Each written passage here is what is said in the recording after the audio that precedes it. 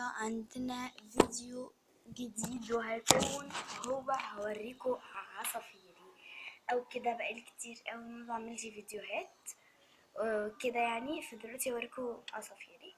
اوكي يلا معايا.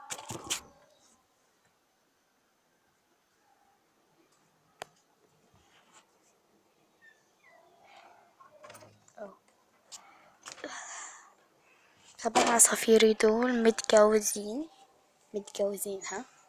اوكي دلوقتي هقفل بالكم بس. وهنا عندنا عصافير الحلوين. بصوا هقولك كل حاجة دلوقتي. ده شكل القفص، هو لو انتوا يعني شايفين ده بينك على موف، بينك على موف. والقفص ده شكله اهو. وفي هنا شيالة اهي، نحب نشيلهم كده. وهنا دي ميتهم، وهما دول اهو.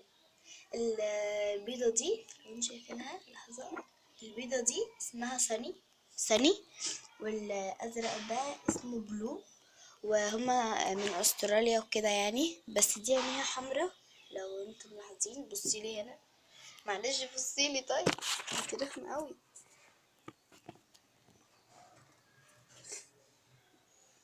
اهي عينيها حمرا، وهو عينه لونها اسود لو انتم ملاحظين. هوريها لكم.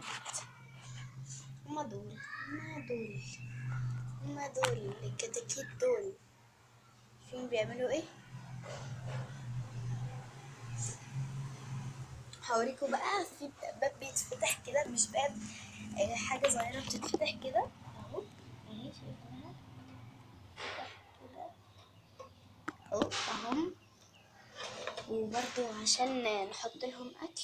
لحظة بس، لف كده، لف كده، لف كده.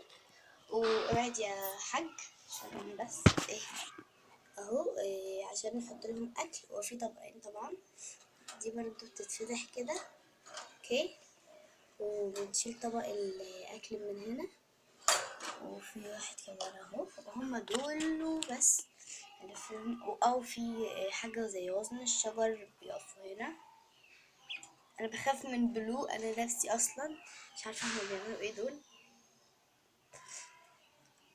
هنقعد نشاهدكوا كده.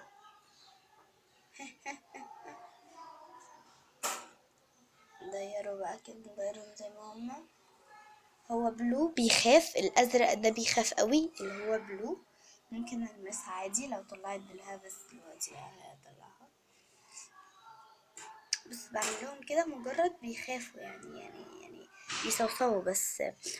متجوزين زي ما قلت لكم. دي هتبيض اهي شوفين، هتبيض بعد اسبوع ان شاء الله. نجيب لها بياضة. ودي كانت نهاية الفيديو. يا ريت تعجبكم.